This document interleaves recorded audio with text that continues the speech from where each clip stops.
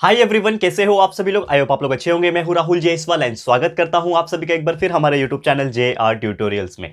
Friends, आज again आपके सामने अगेन एक मोस्ट इंपॉर्टेंट लेक्चर वीडियो लेकर आ चुका हूं दोस्तों, जिसमें आज के दिन हम लोग पढ़ने वाले हैं हमारे 7th स्टैंडर्ड के लिए हिस्ट्री सब्जेक्ट का एक न्यू चैप्टर, फ्रेश एंड बेहतरीन चैप्टर आपके लिए शुरुआत करने जा रहे हैं दोस्तों, जिसका नाम है chapter number 10, the expansion of the Maratha power. जी हाँ दोस्तों, एक नया चैप्टर है जिसमें हम पढ़ेंगे कि हमारा जो मराठा पावर था उसका एक्सपांशन किस प्रकार से हुआ। बहुत सारी इंटरेस्टिंग चीजें आज स्टोरी के फॉर्म में हम लोग पढ़ेंगे और आज हमारा इस चैप्टर का पहला लेक्चर होने वाला है, जो कि अगेन एक बहुत ही ज्यादा इंपॉर्टेंट लेक्चर वीडियो होने वाला है। तो दोस्तों, आपको एक चीज बताना चाहूंगा कि शायद आप लोग को मेरी आवाज़ थोड़ी सी डिफरेंट लग रही होगी, बिकॉज जैसा कि आप जानते हो कि हम रेगुलर लेक्चर्स वीडियोस बनाते हैं, तो बीच में मेरी तबीयत काफ़ी ज़्यादा ख़राब थी, ठीक है, एंड उससे मैं जस्ट रिकवर कर रहा हूं, तो मेरी आवाज़ जो है थोड़ी सी चेंज हो गई है यहाँ पे, तो धीरे धीरे बेटर हो जाएगी। लेकिन उम्मीद करता हूँ एटलीस्ट आपको अच्छे से सुनाई दे रहा होगा और अच्छे से समझ में भी आ जाएगा, ठीक है।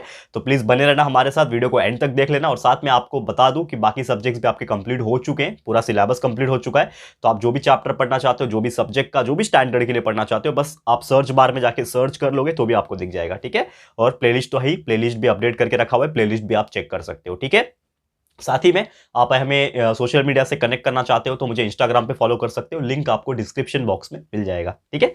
शुरुआत करते हैं आज के इस वीडियो की, जो कि है हमारा एक्सपेंशन ऑफ मराठा पावर। जैसे कि एक टाइम था, आप जानते हो कि मराठा पावर इज द एक ऐसा पावर था जिसकी जो नींव रखी गई थी वो शिवाजी महाराज द्वारा रखी गई थी। शिवाजी महाराज ने अपने बहुत ज़्यादा मेहनत की थी और एक तरीके से स्वराज्य को लेड किया था, स्वराज का फाउंडेशन रखा था, और उसको आगे बढ़ाने के लिए उनके भी जो सन थे, उनके जो बच्चे थे, ठीक है ना, खासकर संभाजी महाराज, ठीक है ना, उन्होंने भी अपना बहुत बड़ा योगदान दिया था। तो ये सब चीज़ हो रहे थे, और खासकर जब 17th सेंचुरी 18th सेंचुरी का जब टाइम आ गया था, तो कहीं ना कहीं मुगल एम्पायर जो था, मुगल जो थे वो कहीं ना कहीं कमजोर पड़ गए थे। तो इस दौरान ये जो मराठा एम्पायर था उसका राइज कैसे हुआ, ये सभी चीज़ हम इस चैप्टर के अंदर पढ़ने वाले हैं। तो पहला जो टॉपिक है दोस्तों वो है यहाँ पे रिलीज ऑफ साहू महाराज। साहू महाराज कौन थे बताऊंगा, लेकिन वो टॉपिक का नाम पहले मैं लिख लेता हूं, ठीक है। टॉपिक का नाम है रिलीज ऑफ शाहू महाराज, ठीक है। तो सबसे पहले बात यह है कि शाहू महाराज थे कौन। तो साहू महाराज जो थे वो संभाजी महाराज के पुत्र थे, सन थे, यानी कि इन शॉर्ट शिवाजी महाराज के पोते थे वो, ठीक है, शिवाजी महाराज के पोते थे। तो साहू महाराज को ना पहले से ही कैद करके रखा गया था, ठीक है। जब औरंगजेब जब टाइम था उस टाइम पे ही साहू महाराज को कैद करके रखा था। एंड जैसे ही जो एम्परर औरंगजेब था उसकी जब डेथ हो गई, ठीक है, तो औरंगजेब के जो 3 लड़के थे उन तीनों भाइयों में हमेशा झगड़ा होता था एक तरीके से कि गद्दी कौन संभालेगा। तो उसमें से जो तीनों लड़के में से जो तीसरा सन था, औरंगजेब का जो तीसरा लड़का था जिसका नाम था प्रिंस आजम शाही, ठीक है। जो औरंगजेब जो एम्परर जब मर गया उसके बाद जो उसका तीसरा सन था जिसका नाम था प्रिंस आजम शाही, अब वो ये सोच रहा था कि किस प्रकार जो है ये उनके कब्जे में कौन थे, शाहू महाराज उनके कब्जे में थे, उनको कैद करके रखा था, उनको जेल में डाल के रखा गया था उस टाइम पे। तो उन्होंने सोचा कि यार मैं जो हूं, पहली बात तो मैं इस गद्दी को संभालूंगा। कौन सी गद्दी को? जो दिल्ली वाली जो गद्दी है, जो एम्परर औरंगजेब के जाने के बाद जो मुझे मिलनी चाहिए वो मैं संभालूंगा, लेकिन किस प्रकार मुझे मराठास को भी नीचा दिखाना है वो यहां पे वो उस प्रकार का सोच रखता था, ठीक है। अब यहां पे क्या हो गया कि प्रिंस साहू के जो थे, ठीक है ना, साहू महाराज जो थे ये आजम शाह के कब्जे में थे, जेल में डाल के रखा था। तो अब उन्होंने सोचा कि मैं ऐसा क्या करूं कि कहीं ना कहीं ये जो मराठा एम्पायर है ना कमजोर पड़ जाए, ठीक है ना, मराठा एम्पायर क्या हो जाए, कमजोर पड़ जाए। तो यहां पे उन्होंने सोचा कि अगर मैं साहू महाराज को रिलीज कर दूं, ये जो शाहू महाराज थे जो संभाजी महाराज के पुत्र थे, उसको अगर मैं रिलीज कर दूं, जेल से रिहा कर दूं, तो ये वापस अपने घर को जाएंगे लौट के। अब जब घर को जाएंगे तो वहां पे जो उनकी चाची है, यानी कि हम चाची बोलते हैं लेकिन वो किनकी वाइफ थी, जो संभाजी जो महाराज थे, ठीक है ना, जो नॉर्मली अगर हम बात करें तो संभाजी महाराज के ये कौन थे, पुत्र थे, लेकिन संभाजी महाराज के एक भाई थे जिनका नाम था राजा राम महाराज। इनके बारे में भी हमने पढ़ा था। तो राजा राम महाराज के जाने के बाद जो उनकी वाइफ थी जिनका नाम था महारानी ताराबाई, ये सब हमने एक्सप्लेन किया हुआ है प्रीवियस चैप्टर्स के अंदर। अगर आप सिस्टमैटिक तरीके से हमारे वीडियोस देखे होंगे पहले पहले चैप्टर्स के, तो आपको पता होगा कि मैं किसकी बात कर रहा हूं। ये बहुत ही लंबा स्टोरी है, ये कोई अचानक से क्रिएट नहीं हुआ, ठीक है ना।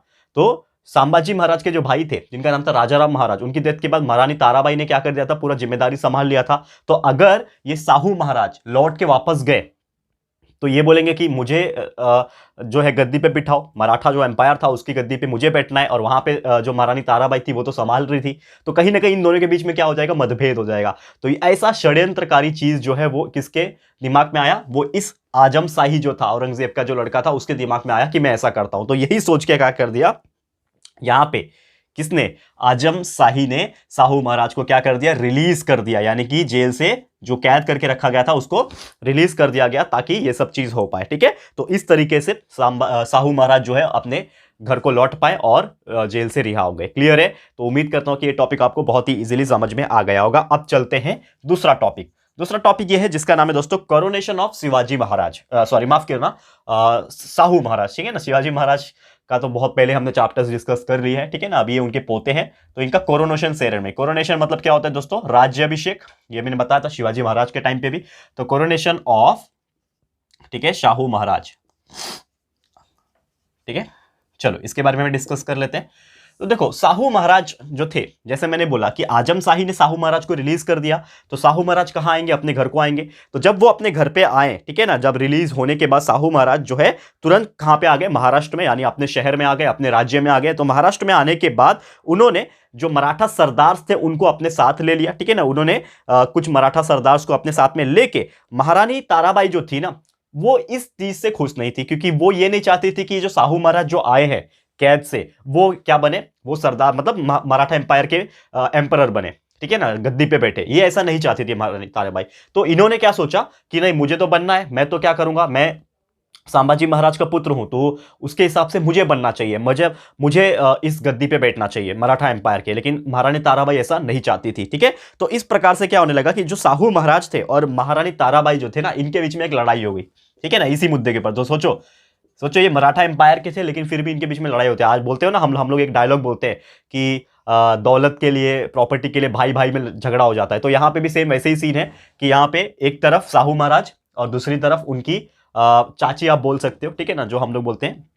ठीक है, तो उनके में बीच में क्या हो गया, एक बैटल हो गया, सो दैट कि यार कि हमको गद्दी पे बैठना है, हमको गद्दी पे बैठना है। इस प्रकार से क्या हो गया, बैटल हो गया। और ये बैटल जो हुआ था, ये खेड़ में हुआ था, खेड़ जो कि भीम साहू, ठीक है ना, सॉरी भीमा जो नदी है उसके किनारे हुआ था, नदी के किनारे खेड़ में। ये आपको ध्यान में रखना है, ये जो लड़ाई हुई थी ये खेड़ में हुआ था, भीमा नदी जो होती है उसके किनारे। फिर साहू महाराज ये जो लड़ाई थी वो जीत गए, क्योंकि ऑब्वियसली उनके पास कैपेबिलिटीज ज्यादा थी। ठीक है, तो साहू महाराज जो थे वो क्या हो गए, इस बैटल में जीत गए।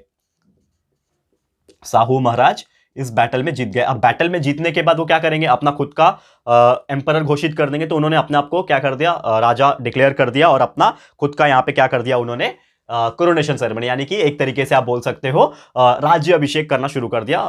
ठीक है, तो वो क्या हो गया, गद्दी पे आके बैठ गए। ठीक है, अब वहां पे जब ये सब चीज हुआ कि जब वो राजा बन गए, तो उन्होंने सातारा जो था, सातारा आपको पता है एक डिस्ट्रिक्ट है हमारे महाराष्ट्र के अंदर, तो सातारा को क्या कर दिया, सातारा फोर्ट को कैप्चर कर लिया।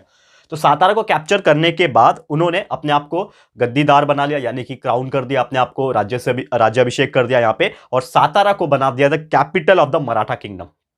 ठीक है, सातारा क्या बन गया, कैपिटल ऑफ मराठा किंगडम।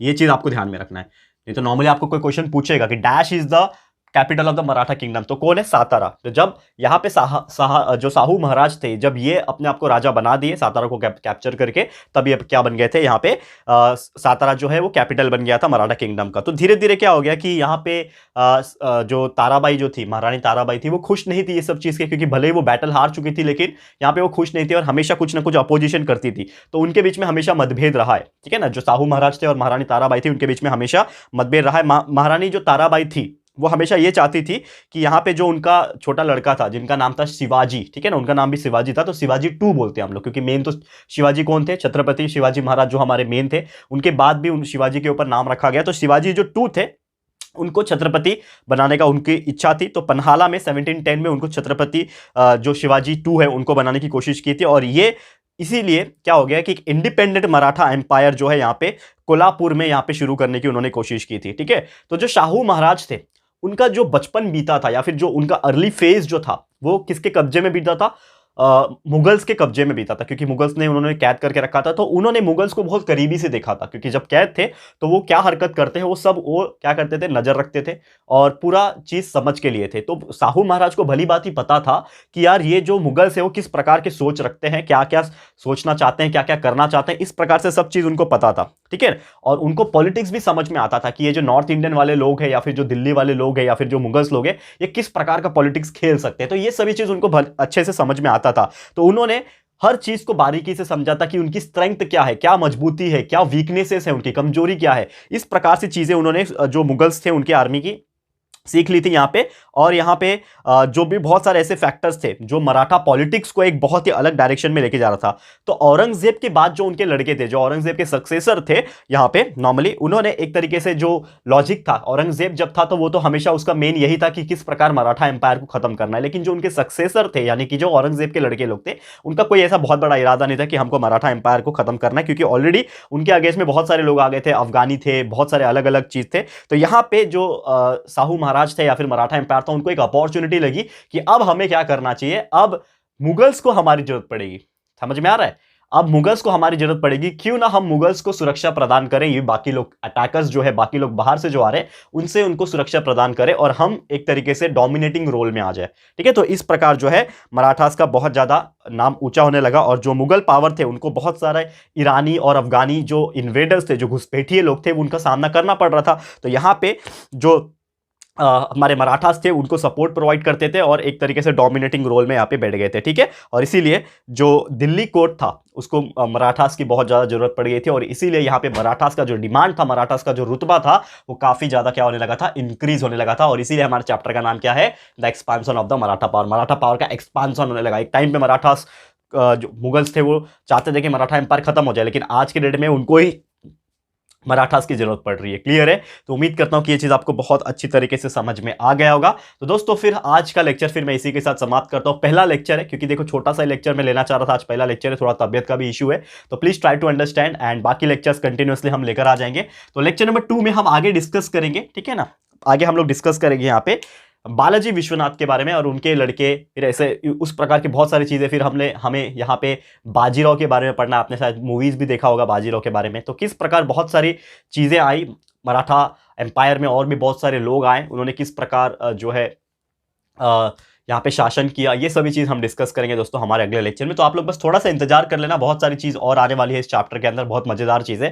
बस बने रहना हमारे साथ और प्यार दिखाते रहना। तो इसी के साथ वीडियो समाप्त होता है। ये वीडियो आपको कैसा लगा है प्लीज हमें कॉमेंट करके बताइएगा, अपनी राय और सजेशन जरूर से दीजिएगा दोस्तों। वीडियो अगर पसंद आया है, अच्छा लगा है दोस्तों, तो प्लीज वीडियो को लाइक कीजिएगा, शेयर जरूर से कर देना, अपने सारे फ्रेंड्स एंड रिलेटिव्स को फटाफट से शेयर कर दो दोस्तों। एंड अगर आपने अभी तक इस चैनल को सब्सक्राइब नहीं किया है तो फटाफट से हमारे चैनल को भी सब्सक्राइब कर देना, साथ में एक बेल आइकन होता है उसको प्रेस कर देना, ताकि फ्यूचर में हम कभी भी कोई भी वीडियोस को अपलोड करेंगे तो आप लोग को नोटिफिकेशन मिलती रहेगी, ठीक है फ्रेंड्स। तो मिलते हैं हमारे अगले वीडियो में। ये वीडियो देखने के लिए thank you and good bye.